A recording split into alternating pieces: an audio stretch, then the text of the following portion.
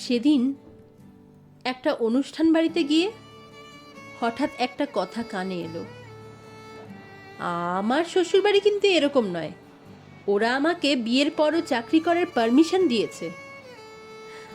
Permission? ছোটবেলা থেকে রোজ স্কুলে গিয়ে পরীক্ষার সময় রাতের পর রাত জেগে পড়াশোনা করে বাসে ট্রামে ধাক্কাধাক্কি করে কলেজ পাশ করার পর একটা মেয়ের ভবিষ্যৎ আজও নির্ভর করে শ্বশুরবাড়ির একটা পারমিশনের ওপর। যা না পেলে তার এত বছরের পরিশ্রম মুহূর্তে ধূলিসাৎ। এ কথাটাই ভীষণ ভাবালো আমাকে।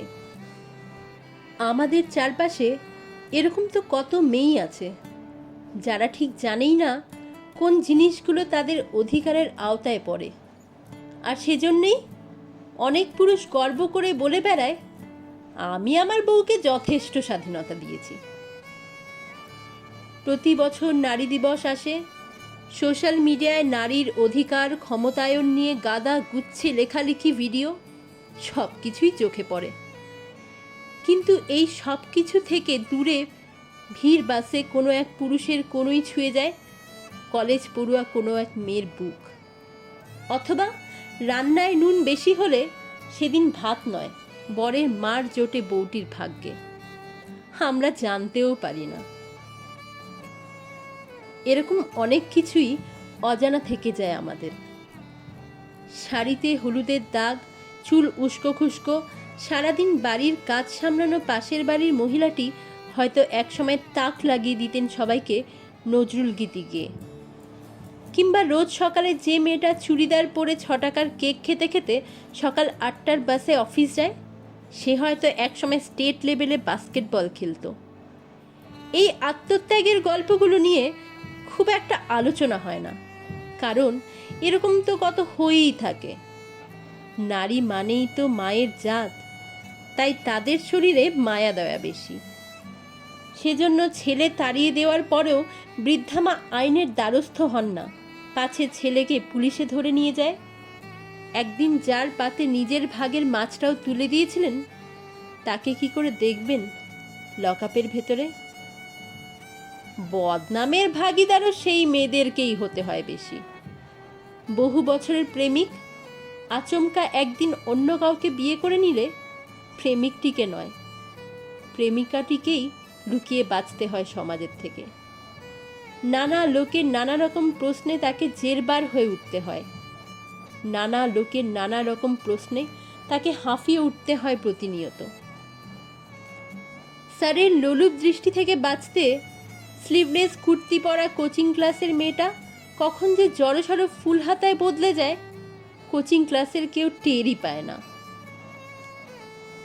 একটু রাত অবধি একটা মেয়েকে অনলাইন দেখলেই মনটা ছুকছুক করে ওঠে একটু চান্স মেরে দেখতে। কিংবা পার্টিতে একটা মেয়ে একটু হেসে খেলে কথা বললেই মনে হয় সে হয়তো সিগন্যাল দিচ্ছে। তবে সব থেকে বড় সমস্যা তো হয় মেয়েরা একটু উঁচু পদে যদি একটা চাকরি জুটিয়ে ফেলে, অথবা সংসারের যে পুরুষ সদস্যটি তার থেকে একটু বেশি রোজগার করে ফেললে। মেল ইগো যে কি সাংঘাতিক জিনিস তখন তা হাড়ে হাড়ে টের পাওয়া যায়। অফিসের বস মেয়ে, ধুর, তাও আবার হয় নাকি? রেস্টুরেন্টে খেতে গিয়ে বউ বিল মেটাবে? না না, আত্মীয় স্বজন বন্ধু বান্ধব তারা কি ভাববে? এত দূর অবধি তবুও ঠিক আছে, মেনে নেওয়া যায়। কিন্তু সব থেকে খারাপ লাগে কখন বলুন তো? যখন নিজের যোগ্যতায় নিজের ক্ষমতার জোরে সাকসেস পাওয়ার পর একটা মেয়ের পেছনে কিছু কিছু লোক বলে ওঠে, দেখো কত লোকের সঙ্গে কী সব করে বেরিয়েছে সাকসেস পাওয়ার জন্যে। তবে যদি ভাবেন এই সব কিছু শুধুমাত্র নিম্নবিত্ত বা মধ্যবিত্ত ঘরে জন্মানো মেয়েদের সহ্য করতে হয়, আর উচ্চবিত্ত পরিবারে মেয়েরা খুব সুখে থাকে, তাহলে সেই ধারণাটা আজই বদলে ফেলুন। কারণ দামি মেকআপের আড়ালে কালশেটে লুকিয়ে থাকে তাদেরও। তাহলে কি সব পুরুষ খারাপ? একেবারেই তা নয়। আমি এমন অনেক পুরুষকে দেখেছি যারা প্রত্যেক দিন সকালে স্ত্রী অফিস যাওয়ার আগে তার জন্য টিফিন বানিয়ে দেয়। আমি এমন অনেক পুরুষকে দেখেছি যারা প্রেমিকার জন্য রাতের পর রাত জেগে পরীক্ষার সময় নোটস তৈরি করে দেয়। আমি এমন অনেক পুরুষকেও জানি যারা অসুস্থ স্ত্রীর সেবা করে যান বছরের পর বছর ধরে। কিন্তু এটাই তো স্বাভাবিকতা, কাঁধে কাঁধ মিলিয়ে একসঙ্গে লড়াই করাটাই তো স্বাভাবিকতা। বছরের পর বছর নারী তো শুধু এটাই চেয়ে এসেছে যে তার পুরুষ সঙ্গী তাকে দুর্বল নয় বরং সহযোদ্ধা ভাবুক, তার অফিসের লোকেরা তাকে সহকর্মী ভাবুক। কথা যখন হচ্ছে তখন তো সেসব মেয়েদের কথাও বলতে হয় যারা বয়ফ্রেন্ড বা প্রেমিকের টাকায় নতুন নতুন ফোন কিনে, নতুন নতুন পোশাক কিনে ফলাও করে বেড়ায় চারিদিকে, যারা রেস্টুরেন্টে খেতে গিয়ে বিল পেমেন্ট করার ঠিক আগে তাদের ব্যাগটা সরিয়ে রাখে যাতে বয়ফ্রেন্ডকেই বিলটা দিতে হয়। কথা বলতে হয় সেসব মহিলাদের প্রসঙ্গেও যারা নিজেদের ফ্রাস্ট্রেশন ঢাকতে অন্য মহিলার দিকে কথায় কথায় আঙুল তোলেন। আপনারা নিজেরা হয়তো খুব ভালো থাকছেন, কিন্তু কি জানেন তো, বহু বছর ধরে একটা লড়াইকে আপনারা ক্রমশ শেষের দিকে ঠেলে দিচ্ছেন।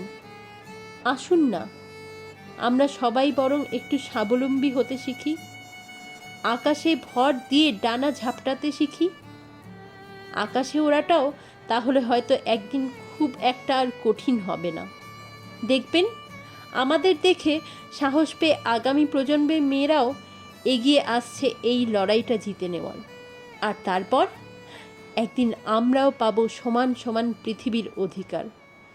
একদম পাবই।